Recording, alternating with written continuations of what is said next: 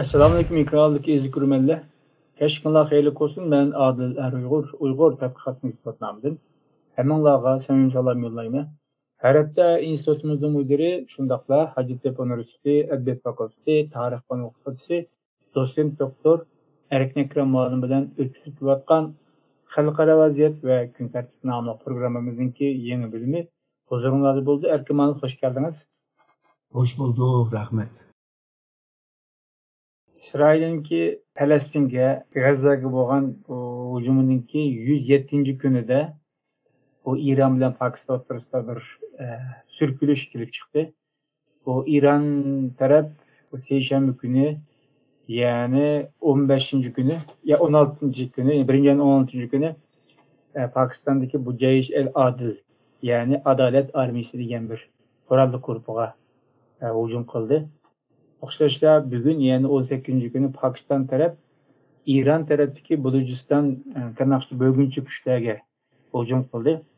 Her şekil taraf hücumununki sebebindeki vaqtida yani üzün dövletiga, üzünki igilik huquqiga, üzün xalqiga ziyan berganligini ko'z tutib, bu hücumlarni qo'zg'aganligini qandaq bir ikki tarafninki bir-birining igilik huquqiga, zamin butunligiga qarshi hücum qilmaganligini bayon etgan bo'ldi. Lekin bu yerda nurg'un surashtirishlik savollar bor. Ba'zi mutaxassislar deydi, bu Pakistan taraftaki Adalet Armisi yani qurolli Adalet Armisining keyinda Amerika İsrail tarafından bağlığını devatı da İran taraf. Oxşashla bu Belucistan tarafı başka güçlerin bağlığını devat qallaba. Gel şundaq hazırki bu oturuş şərq qaydagan bolsak, İsrail'ninki Gazze hücumundan kengayip bu Irak, Suriye, İran, Pakistan qatarlıq dövlətlərə toqunuşun kengayib qalğını görürüz. Bu yerdə bu zat nimişlər üzr etdi. Onun sebebi qandaq? Hemiden mühimi bu İsrail'e üzdü ki bu toqunuşu başlayıp kengiş için tirişip atamdı. Xitay taraf qaysi tarafda rol o'ynashi mumkin yoki shundaq to'qinish paytida Xitoy vaziyatini qanday foydalanish mumkin yoki qanday rol o'ynashi mumkin degan savolga javob topshirishimiz. Ma'lum siz bu to'qinishlarni yoki bu surkilishlarni qanday tushundingiz yoki buning parda arkasida nima deb o'ylaysiz? Görünmeyen bir kol hem şu Oturşak ve şu Cenubi Asya'da bir oyunu oynayotgan dekildi hem de. Bu İran'ınki meyli bundan evvel şu Suriye ve Irak'taki özününki terör teşkilatı davatkan gruplara hücum kılışı ve şundakla Pakistan'a hücum kılışı bu aslında halkara kanununki bir devletinin bir devletke hücum kılmaslık degan maddege xiloflik qildi degan gapimdi. Bunu desek bu İsrail Filistinliklarmi shuni qilyapti deydi. Amerika mı öz vaqtida Irak ve Afganistan'ı qildi deydi. Bu nima bo'ladi deganda aslında jahon burunqi qurib chiqqan tuzumi ve sistemi buzuladi deganda. Yani bu xalqaro tarafdan qabul qilingan qonunlar hozir ishlamaydigan holga keldi degan gap. Hem de bu uzun yıldan beri Rusya olsun, Xitoy olsun köp kutupluk dünya tüzümü deb kelganda mana köp kutupluk bo'ldi, mana nurg'un jidallar chiqishga boshladi. Hem de bazı meselelerninki arka perdesinde zaten nima bor deyishni hem de biraz qiyin bo'ladi. Shunga ko'ringan ahvolga qarab bir analiz qilib bo'ladi. Yani bu İran'da bu Kirman degan şehirde iki bomba patlap 90 neçe adamın ki ölüşü bile ve şundakla bu bombanın şu Daişçiler özü üstüge ağanlıkin yani biz kıldık deganlıkin İran ondan ki şundak tırnakçıda yani İran'ın davatkan terör teşkilatlarına hücum qilmoqchimdi. Onu başlığı aşına degan. Ama misalga Irak'taki bu Şimali Irak'taki bu rayonga urgan hücum qilgan yani bu raketlarninki uruşu Mossad'ninki şu ishxonani urdik deydi ama urilgan yerda bu Kürtlerninki bir çoğun bayınınki Horaca ekan. Şununla bu rastın müşna hata urvatamdı yoki boshqa maqsad bormi deganda bu bayninki Horacayı şundaqla Erbil şehrininki xalqaro aydrumga yaqin ekan. Ve Amerika qo'shinlari ve başka qo'shinlama mushu aydrumga yaqin yerda yerleşken ekan hamda. Şununla bu yaqin yerni urib turib Amerikani bir agalandırış kılvatamdı o. Suriye'deki bu uruşla birlikte hem Suriye hem Irak devletinin İran'a boğan itirazını veya inkazını payda kıldı. Yani İran kopup yani Pakistan'ınki şu garp tarafta ki rayondaki İran'a karşı şu alıcılarınki teşkilatıga hücum kılgan oldu. Yani İran bu yerda nemiş kılmakçı bunu kelgüsünde yani texmi iniq ma'lumotlar buluş mümkün ama hazırga qargan chaqda İran aslında İsrail'ga ve Amerika'ga hücum kılış gerekti. Demek ki Amerika ile bivas yüz yüze kelishini xalamay yandan uruşga tirishayotgandek ve terör teşkilatlarına karşı bir cezalandırışın bir planını kılgan bolsa gerek. Ama bu kılmışlıklar ebeymen degandek xalqaro qonunni buzib etgandek sen bozsan başkalarımı buzuşga başlaydı. Başkalarımı buzsa onunkin tüzüm kalmaydı. Tüzüm kalmagan ki sistem kalmaydı. Sistem kalmagandan keyin qaylamqanchilik bir dunyoga kirib qolgan ahvol bo'lib qoldi. Ama bu adresdeki mevcut halkara düzüm şu hazırlıkdaki dünya arkadaşlar yüz bergen tokunuşa sebebiyle kriz duş geldi yoki buzulattı degan bo'ldingiz. Del şu mevcut sistem buzulsa Rusya'dan Xitoyniki mi işiga yarayish mumkin degandek ben tushungan bo'ldim. Çünkü ko'p qutup dünyani Rusya bilan Xitoy qalaydiganligi aniq. Sizce bu Xitoy tarafga bir foydali sharoit ib kelamdi. Hozirgi bir o'rta sharqdagi uni İran, Pokiston o'rtasidagi bu sürkülüşler. Bu o'rta sharqdagi vaqa belki Xitoyning foydasiga. Çünkü Amerika şu Ukrayna meselesi, şu Filistin, İsrail meselesiga ko'ngil bo'lib kelsa, Xitoyga ko'ngil bo'lamay qoladi. Bunun Xitoy biraz rahat bo'ladi deganda. Fakat bu İran ile Pakistan'ın arasındaki bu urushdan Xitoyninki manfaatiga to'g'ri kelmaydi deb o'ylayman. Çünkü Xitoy Amerika'nın yalğuz gücü yani shaharni ta'sir yetkazadigan yetakchi bir kuchning borlig'ini, mevjudiyatini qabul qilmayapti. Shuningga ko'p qutbli bir dunyoni deb shu Rossiya bilan ve qolgan egashguvchi davlatlar bilan birga baqirib-chaqirib bugungacha keldi. Fakat Xitoyninki yana bir siyosatiga daxil qilyapti. Yani İran Pakistan arasındaki mesele. Hemmimiz bilimiz İran ve Pakistan hemmisi Şanghay Hamkorlik Teşkilatı'nınki a'zosi. Xitoy bu teşkilatınınki beshi hamdi. Xitoyninki maqsadi shu rayonda bir tinchlikni barpo qilish va shundaqla iqtisodiy jihatdan, tijoriy jihatdan, energiya jihatdan Xitoyning foydasiga bo'ladigan bir muhitni yaratish. Ve şundaqla Xitoyninki hozirgi yurgizayotgan Yeni İpek Yolu stratejisini amallashtirish. Agarda Xitoy bilan yaqin bo'lgan Pokiston, İranning arası, hatta şu Irak bo'lsin, bularning arasida jidal chiqib urush qilib ketsa, Xitoyninki bu Yeni İpek Yolu stratejisiga ziyonli bir. Şununla Xitoyninki bu davatkan köp kutupluk siyaseti Amerika'ya karta köp kutupluk ama rayonga karta yani bir bütün bolsun deydi. Şununla bu Şanghay Hamkorlik Teşkilatı bu rayonninki muqimligini qo'g'dash, iqtisodiy hamkorlikni yaratish bilan birlikda yani bu rayonni mahkam tutib turib bu rayondan yiroq davlatlar, misal Amerika, Avrupa Birliği degandek, hatta Türkiye'deki devletini kirgizmaslik. Shuningga bu Xitoyningki bu siyosati kimga qarta va nega qarta degan vaqtida yana o'zgardi.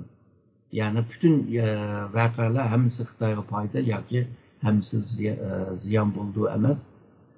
Xitoy jetdim degan chog'da bu Iroq, mayli Iroq bo'lsin, Suriya bo'lsin, Iron bo'lsin, Pokiston bo'lsin, bularning orasini yarashtirishga tirishidi deb o'ylayman. Bo'libmi Iron bilan Pokiston orasini. Onimi ma'vu Xitoyningki tashqi ishlar ministri, uning so'zchisi buni tilga oldi. Ama o'xshash ahvol Taliban hokimiyatimi buni da'votladi. Yani burun biz bilamiz Talibanlar bu rayonninki muqimsizligini buzdigan bir guruh. Hozir bular hokimiyat beshiga o'tdi. Bularmi tinchlikni xohlaydi. Shuningga Pokiston va Eronning orasida bunda jidal chiqmasligini va hammasi sovuqqonlik bilan o'tirib bu masalani so'zlashishni Talibanmi talab qilyapti? Yani Xitoy mı talep kılıyordu ki Türkiye mi şundan? Ama bu bir kıtım bilala birbirine urup koyup bir kıtımdırla hal olamdı bilmeyme ama Xitoyga bir iğir bir sual çıktı.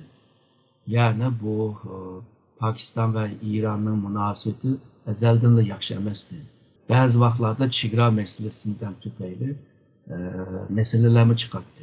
Ve bu iki devletin münasebetini tüzüş Xitoy için mühim oldu ama yani bir mesele Xitoyningki qo'lda emas. Yani bu habersizmi deb o'tgan Balujiston meselesi var.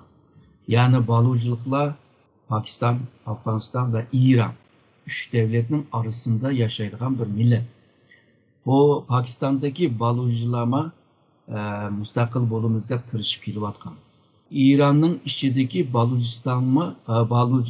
Baluciliklarma Sunni Müslüman. Bular Şii Müslümanlığın bisimiga uçurab İran'daki hakimiyetga qarshi chiqqan gruplar.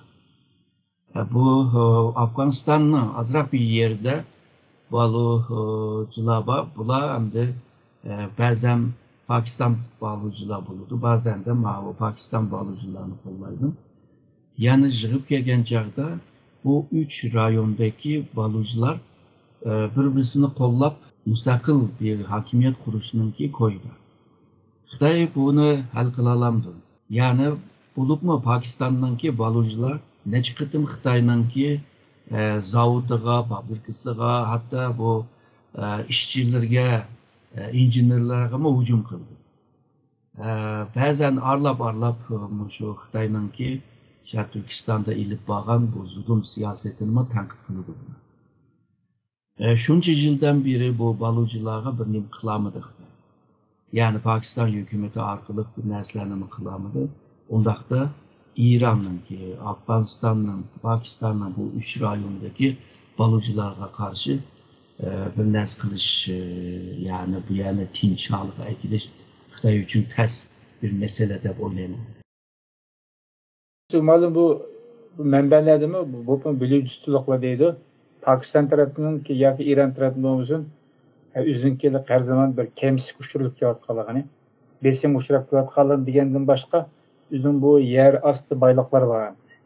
Tabi gaz dediğimiz bulanı devamlık Pakistan hükümetinki bu sümürüp yani sümürüp yaratkalığını şu üzünün cık paylanama yaratkalığını adaletsizlikin bağlığında vardı. Emniyette muşunun üzüle yakın meselenin de aslında ne olmadığı kalan ifadesi hem de. O da bizim bu Şarkı Türkistan okşayıp görüyor bu iş. Üç rayondaki halk nahiyette kembeler. Ve bu üç rayondaki halkıga merkez hükümeti ma ve köngül bölgenemez. Bölmeslikinin sebebi bular şu devletini bölüvadıdı dep düşündüm. Şununla bu yerime cık meblağımı samıgan. Alalaydıgan ilivadıdı ama biralaydıgan yer kelgen çağda az birivadıdı. Bunda bir ahvalda bu balıcılar çokum karşı meyli kaysı rayonda yaşayan olsa aşağı hakimiyetke karşı çıkıp kilivadıdı. Olup mu misalga İran'daydı, şu Pakistan'daki balıcıların akısı da İsrail bağdaydı. Yani Amerika bağdaydı. Aslında Pakistan'daki bu balıcılarınki soğuk uruş vaxtıda aslında Sovyet mi vardı? Yani bu balıcılar kim kollasa şular bile münasebet kurdu emdi. Bu İran'daki balıcılar bolsa bu Pakistan'daki bütün zemin bütünlüğü ve ilgili hukukuga meydan okuwatıdı deydigan gap mi var.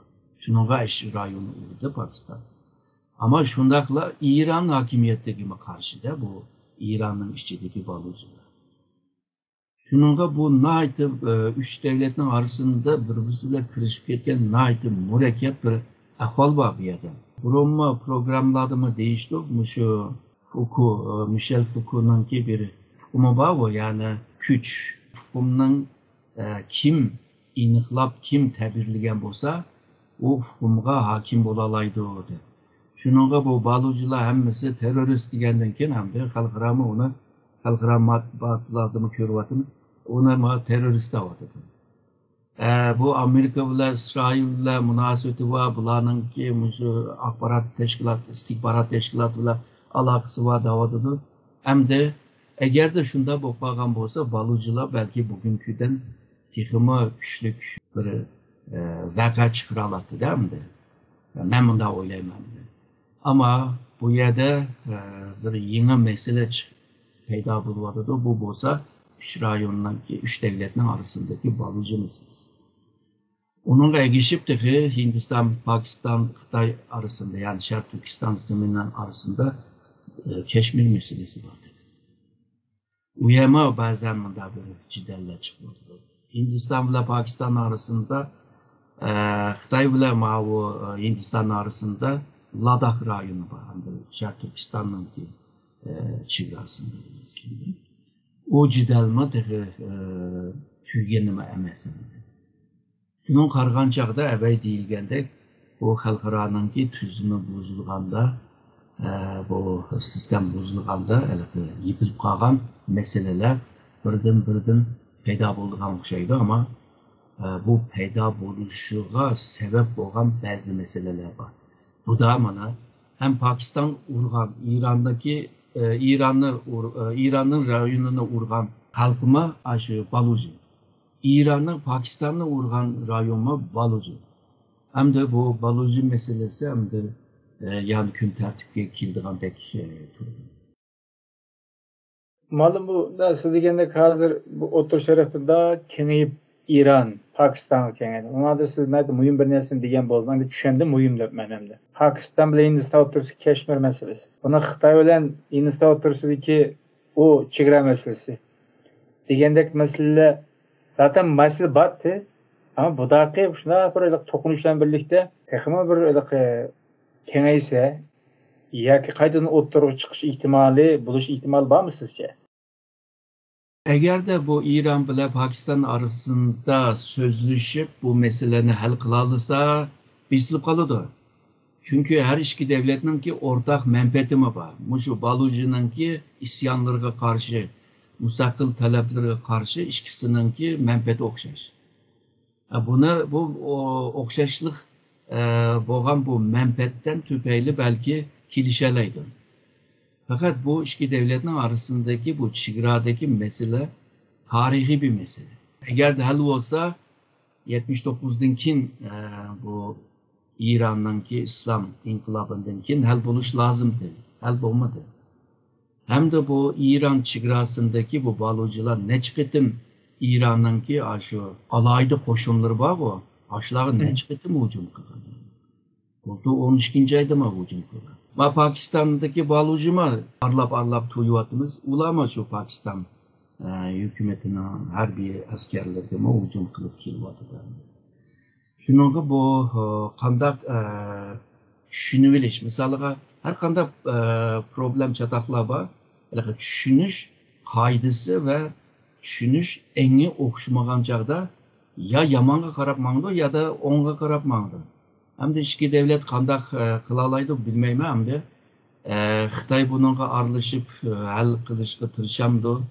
Çokum tırışıdı dep oylayım ama ben degende Xitay'nın gücü yetmeydiğen dek turdu.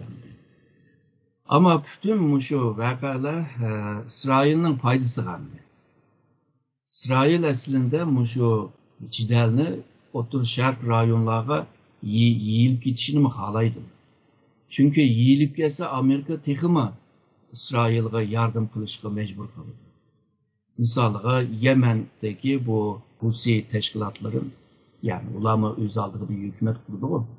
Bularninki o'ttirg'i chiqishi Amerikani mi bu Qizil dengizda Husilarga hujum qilishiga mecbur qildi. Bu ish agarda kengaysa Amerika mecbur qolgandek ve Amerika'nın hozirgi hokimiyat beshidagi Biden hükümetiga ziyon bo'ladi. Çünkü saylam 11. ayda saylam var. Eğer de bu işini hal kılamasa onun hozirgi kim bilmayman da hozirgi raqibi şu Trump mı bundan foydalanib mana men bo'lgan bo'lsam bunda jangmi bo'lmabdi hal qilib ketdim. Mana bu beceriksiz ish qilolmay mana hamma dunyoni O'rta Sharqni shu o'tning ichiga tiqibdi deb ajna deb yurib o saylam propaganda saylam teşvikatını yaxshi qila oladi. Bidenga yaxshi bo'lmaydi. Hem de Amerika'nınki kuchini nechaga bölüp etgandan keyin Amerikaga ziyon bo'ladi.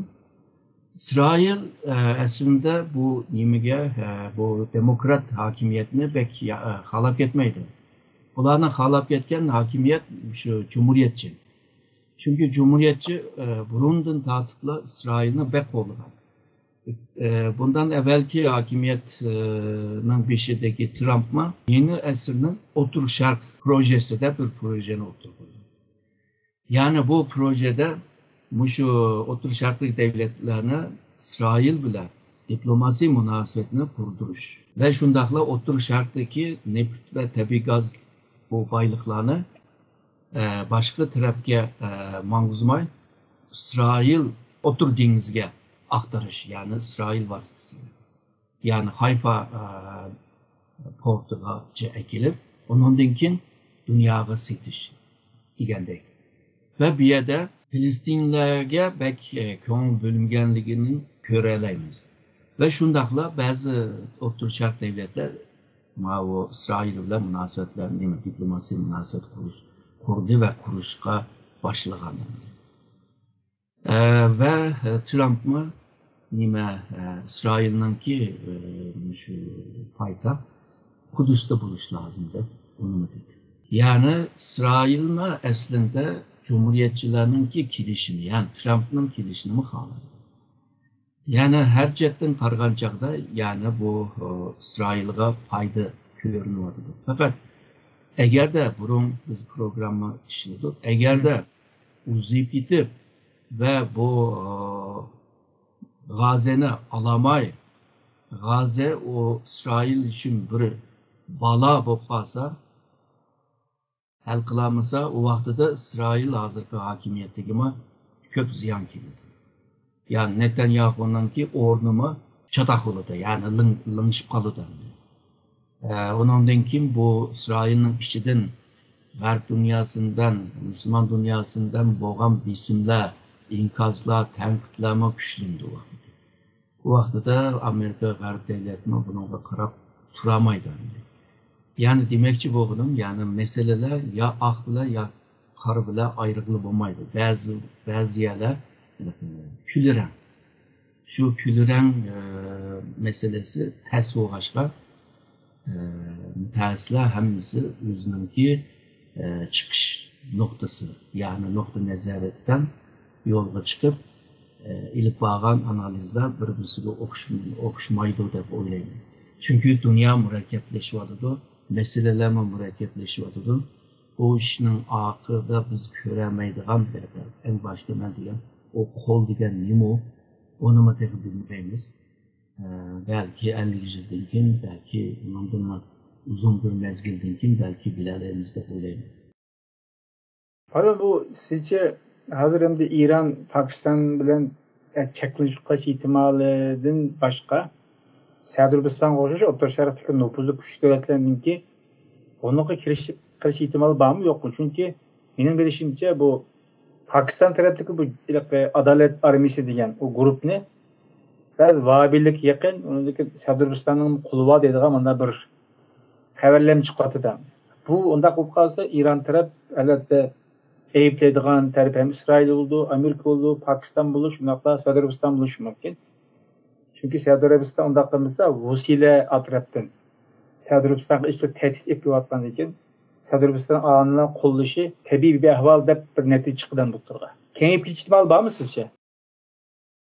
Əbəy degəndək, əgər də bu Pakistan-İran işkisi əgər də tez sürət bilan şu işni cimiqtirəsə, kengəyməydi. Əgər də bu iş texmi çoğunlaşıb, texmi mürəkkəbləşib qalsa, əbəy siz degəndək, o Baluchistan'ınki gruplarını kollaydıgan bazı Müslüman devletler var. Yani İran bir Şii devleti de Sunnilik ve Şiilik noktasından qaraydıgan devletler var. Yani İran'ı yaxşı kömeydigan devletler var. Bunda peytde İran'ınki şu ornu biraz kıyın ahvalı çıkmalı. Bugün İran Husilerini kollagan takdirde bazı Müslüman devletler onu kollavadıdır. Yani Husi'ni kollavadıdır. Çünkü Filistin halkı karşı bu İsrail'in ilip bağın bu hücumga takabül turvadıdır. Ama meseleler özgergen vaxtıda, mesela köz qaraşlama özgürdü o vaxtıda texmi mürekkep bir ahval peyda bulurdu. Mesela hazırgacha nurgun Müslüman devletler Husi'ni tanqid qilmaydi. Jim turvaganlarmi bor. Belki Baluchilarni bir tanqid qildigan ahvol bo'lib qoldi. İran'ni qo'llagan bo'lib yoki Pokiston.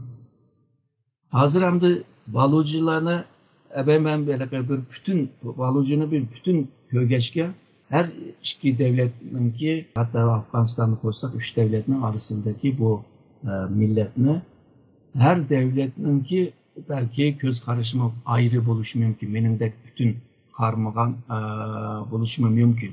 Yani İran'ın urgan Baluchilar terörist. Ya ki Pakistan'ın urgan Baluchilar terörist. Değişimi mümkün.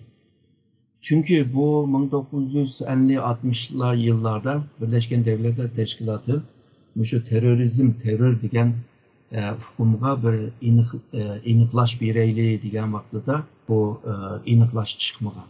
Çünkü 130 yıl iniklaş çıkan. Yani neticede bunda bir nerse çıktı. Yani senin davatkan terörist, benim için terörist emez. Ya ki benim davatkan terörist, senin davatkan terörist emez. Yani İran'ın Pakistan'daki gruplarına terörist degen olsa, Pakistan İran'ın içindeki oğlanı terörist yapacaklar. Bunda bir mürekkeplikten bazı Müslüman devletler, Orta Şark devletler belki özününki milli menfetteki kırap belki bir beyanname ya ki bir nutuklarını sözleşip mümkün ama. Hazır hem de umumi ceddin degen çağda Müslümanlar iki devlet arasında cidal çıkması ol, itidal bulunla, soğukkanlık bulunla degendek müştak yapmaya devam ediyor. Ama mürekkepleşip hareket geçse mesela, o vaxtıda belki bazı devletlerin pozisyası, bazı Müslüman devletlerin pozisyası kalan Müslüman devletlerle okuşması mümkün. Maalesef hem de her bir rayonunki yani bir ayrım bir ictimai kurulması yakın dünya göz karşı sistemimiz farklı oldu ama ortak tarafı bul dep oylayım hem de. Selekçilik olgan bir tarafı bul dep oylayım. Siz biraz burun bu Michel Foucault'unki güç ve hukum noktasından bu Belucistan'da ki İran kanda kardı, Pakistan kanda kardı bir diyen buldunuz. Ben bu şu noktadan siz bilen bu Belucistan rayonunki kandak bir ortak tarafları var. Bu millet aciz olganda başka milletlerge ezildiğin ahvallar tarihten biri görüyoruz. Onunla kim bu eğer de hakimiyet müstebit bolgan bolsa, özden bolmagan milletlerge sal qaraydigan ve kemsitdigan ahvallarmı bulur. Eğer de bu kemsitilgen, chetga qeqilgan bu milletler kopup inkaz bildirse ya bular karşı isyan çıkarsa o vaxtıda bularını terörist deb bularni yo'qotishga tirishadi. Qanchalik inkos ko'rsatsa, shunchalik bisim ishildi dendi. Bu jarayonda bir-biriga o'xshab ketadi endi bu Baluchi bilan Sharq Turkistonning orasida.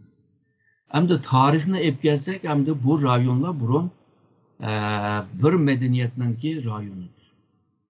Afg'oniston, Pokiston, O'rta Osiyo, Sharq Turkiston bu rayonlar hammasi bir Türk Müslüman medeniyetiningki bir sahası bu.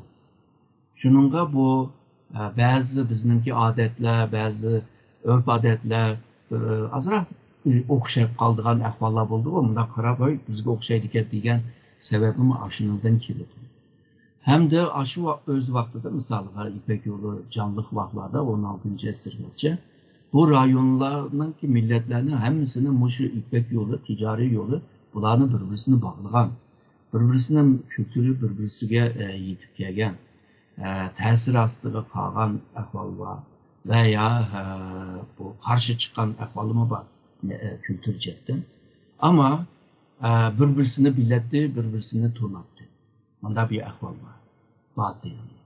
Ama devletler, ulus devletler kurulgandan keyin siyasi sızlıklar, çigralar sızılgandan keyin milletler tarihte ortak bir medeniyet, xil kültür bozma, bazı adetinin degan ticari yolu bularni bağlaydigan bağıma var değil mi?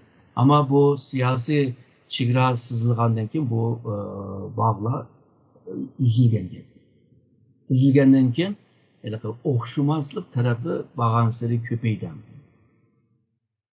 Misolga Baluchi, Pokistondagi Baluchi qurtulush azodlik tashkiloti bir qancha qatim Sharq Turkistonliklar uchunmi bir gaplarni qilgan ebaman degandek. Ya'ni Xitoy yolg'izlar shu Balujistonni so'mirib Pakistan zulüm kılıvatkan bu Pakistan zalim Pakistan hakimiyetini qo'llayotidi ve bunu az deb Sharq Turkistonda Uyg'urlarga qarshi qilyotidi degandekchi. Yani demek ki bu o'xshash zulmni tortayotgan millatlar bir-birisiga bir hissashilik bildirishma bir xil real ahvol endi. Ama xalqaroda bir texmi cho'ng bir real bor. Yani xalqarodagi bu ulus devletler hammasi imzolashgan, yani devletler bir-birisiga hujum qilmaydi degandek, bir-birisininki ichki ishlariga aralashmaydi degan kelishimi bor. Gerçi bu hukm shu 1814'lerden keyin, yani Viyana yig'inidan keyin paydo bo'lsa, hozirgi devletler o'zining ichidagi ba'zi problemler, yani millet bilan munosabatli problemlarga qo'l solmaydigan bir ahvol bor. Onun için bu xil milletler xalqaro siyosiy sahnada, bo'libmi g'arb devletlarda o'zininki haqqini qo'g'dab qilish uchun tirishib kelgan ahvollar bor. Bu Baluchilarninki Amerikada, Yevropada nurg'un tashkilotlari bor. Her gün bularning kimi ovozi chiqishi mumkin, ular qanday bayon ko'z qarashini qanday bayon qildi, onu bilmayman. Yani İran'da bo'lsin, bu Pokistonda bo'lsin, Xitoyda bo'lsin, Afg'onistonda bo'lsin, bu rayonlar siyosiy chegaralarni sızgan vaqtida hokimiyat qurg'uvchi millatlar sızg'ashgan. Bazı milletlerine aşı sızık bilan, chegara sızık bilan nechaga bo'lib o'tgan ahvol bor. Bular burun bir oti bovudan kelgan bir millet, ama sızıklar bularni nechaga bo'lib o'tgandan keyin jidalni shu vaqtdalar terib qo'ydi deb tushunsak bo'ldi.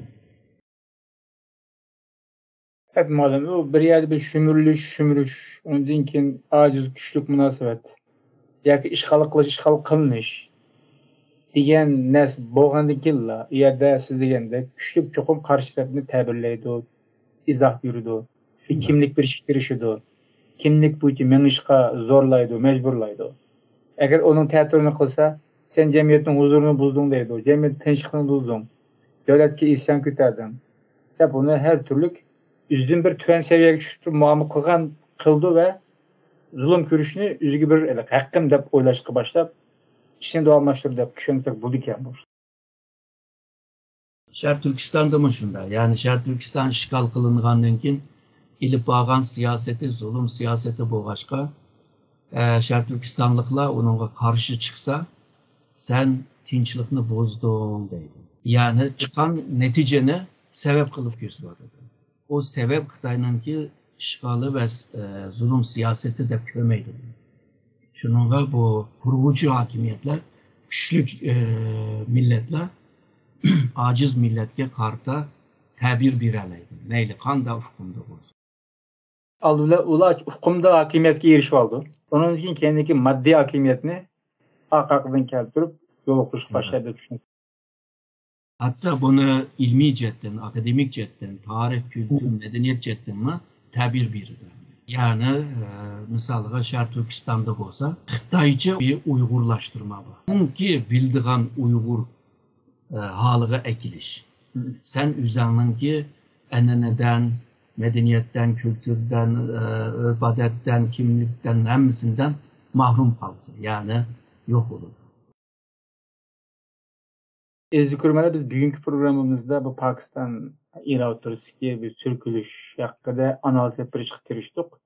Malum size köp rahmet. Ben rahmet ettim.